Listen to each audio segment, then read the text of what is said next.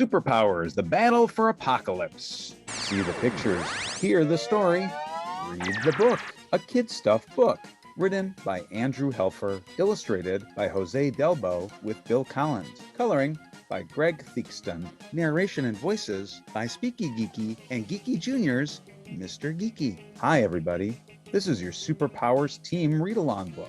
Every time you hear this sound, it means it's time to turn the page in your storybook. Now, if you're ready, we'll begin. The battle for Apokolips. Don't forget to turn the page every time you hear the sound. Volcanoes rumbled in the distance, and a foul smell filled the air on the desolate planet of Apokolips. Amidst all this devastation stood Darkseid, ruler of this wasteland, glaring at his evil warriors below him in a broken-down combat arena. Raising his arm above his head, Darkseid spoke. Behold, my loyal servants. With this device, a Stargate generator, I now have the power to bring the heroes of Earth here to Apokolips itself, so that we may utterly destroy them. But the question remains, are you ready to defeat the heroes? One by one, Darkseid's warriors stepped forward. With my electro axe, I can slice through anything. Nothing can stand before the might of Steppenwolf. Still, there is nothing compared to Mantis power. I am an energy vampire. I can steal any hero's power and make it my own. I don't need anyone else's power. Kalibak has plenty of his own, enough to wipe out any hero. And if that's not enough, my Beta Club will finish the job. Darkseid's advisor, Desaad, stood behind him and shouted out a challenge to the warriors. You can all say that you are ready to defeat the heroes. Now you must prove it. Let the exhibition begin. The three villains took their places in the ruined arena. Each was determined to prove that his powers alone would be enough to defeat the heroes of Earth. A bizarre demonstration began to unfold before Darkseid. Steppenwolf raised his weapon and shouted, "Witness!" as the amazing electro-axe slices through the stone column as though it were butter. Truly, Lord Darkseid, one could not ask for a finer weapon to use to destroy the heroes of Earth. Kalibak was not impressed. He picked up a stone column as if it were made of cardboard. Holding it high above his head, he yelled defiantly, "Bah! I don't need any machine to give me strength. I use only my hands to crush even stone. No hero of Earth could even hope to be my match." Mantis slowly lifted his insect-like arms and aimed them at Kalibak. Perhaps you are the strongest, Kalibak, but there are limits to the value of pure, uncontrolled strength. For example, how menacing could you be if someone took your power, harnessed its raw energy for their own use, and then used it against you? With that, a deadly ray lashed out from Mantis's claws. The pain shot through Kalibak's body, and he screamed, "Ah! You're draining my power away! I feel so cold, so weak, I can hardly stand." Kalibak was spared further agony as Darkseid commanded, "Enough! I have seen all I need to see. The time is right for the heroes to be brought here to Apokolips to face their final defeat."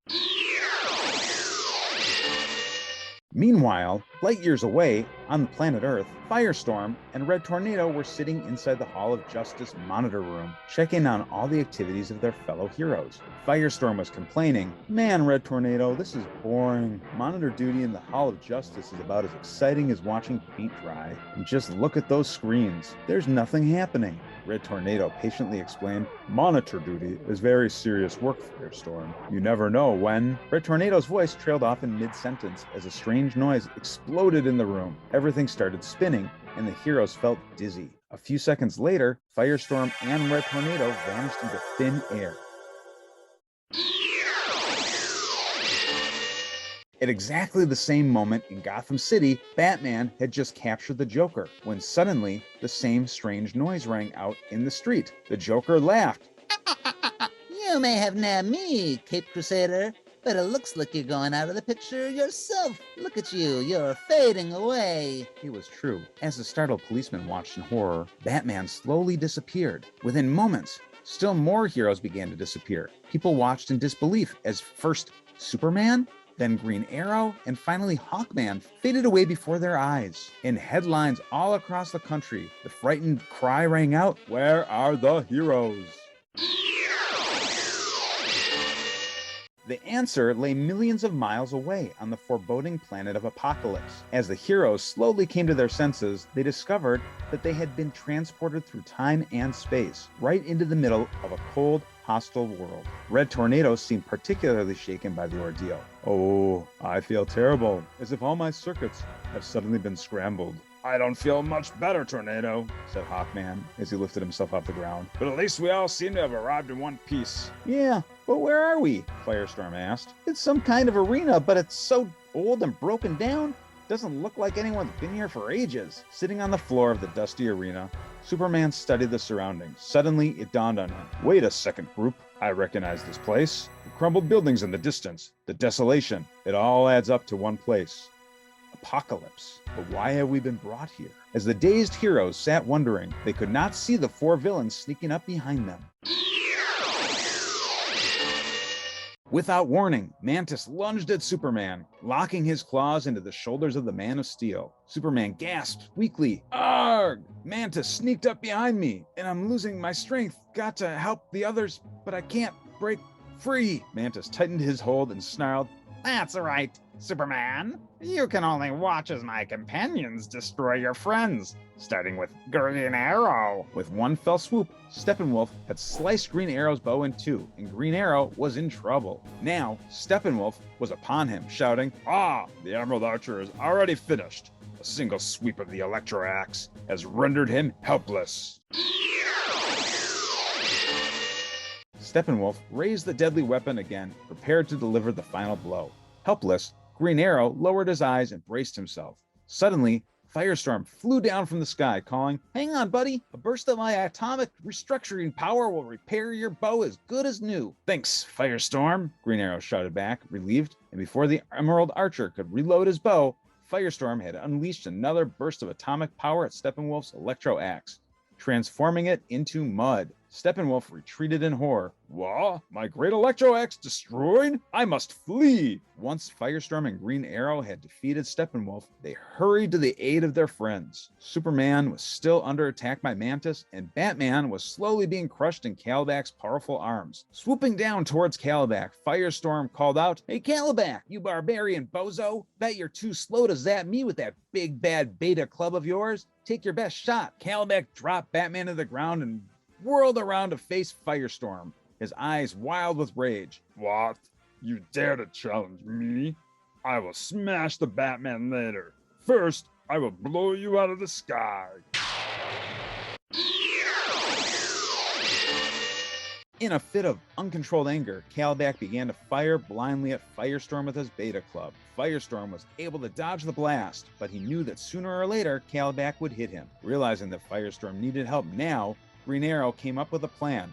"I've got to distract him, and a flare arrow ought to do the trick." As the flare arrow exploded, a blinding light lit the dark arena. Kalibak cried out, "Arg! That light is blinding me! Can't see! Where are you, Firestorm?" "Here I am, Kalibak," called Firestorm. "And if you really want to zap me, just follow the sound of my voice." With lightning speed, Firestorm quickly ducked behind Mantis, whose powerful claws were still draining the power from Superman. Firestorm called out to Kalibak, "Yoo-hoo! Here I am, Kalibak.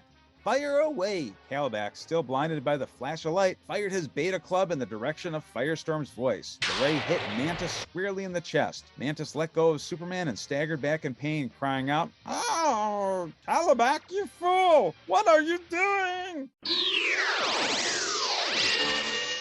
Angered by Kalibak's incompetence, Mantis retaliated with a blast of his own. Before long, the two villains were locked in mortal combat with each other. Mantis screamed, "Kalibak, you swine! All of Superman's power could have been mine, but you ruined it!" As he watched this battle from high above the arena, Darkseid felt his anger growing inside him. Finally, he could stay silent no longer. "Enough! I can stand to watch no more. My faithful minions battle among themselves. It's too much to bear." Then, turning his attention to the Superpowers team, Darkseid continued, "Yes, heroes of Earth, I stand before you now to do what all my worthless minions could not hope to accomplish. Within me rests the greatest weapon of all, the dreaded Omega effect. With a mere blink of my eyes, it will encircle you all and transport you to another dimension from which there can be no escape.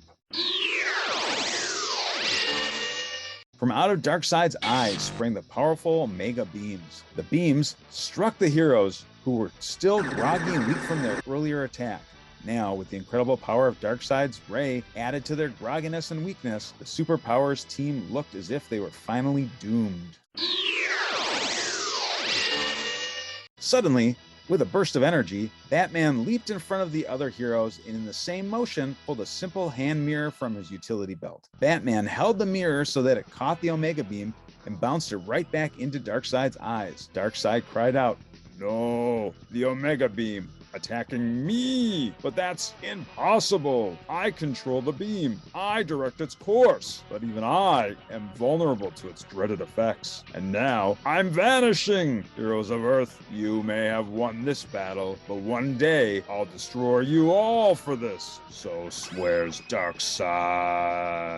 The Superpowers team watched in silent amazement as Darkseid, their most formidable enemy, slowly faded into nothingness. Hawkman broke the silence by asking, but now that he's gone, how are we going to get home? Superman knelt down and picked up the Stargate generator that Darkseid had dropped when he vanished. Holding it up, he said, Here it is, friends, our ticket out of here. Superman turned on the Stargate, which would transport them all back to Earth. And as the heroes took their leave of the dark, foreboding world of Apokolips, the threat of Darkseid was over. For now. But deep inside, they all knew that one day the Lord of Evil would return. And on that day, the Superpowers team would face their greatest challenge. Don't forget to visit Geekyjr for more of the stories that you love, only on Geekyjr and Speaky Geeky. Ask a parent or guardian if you can subscribe to Geekyjr today.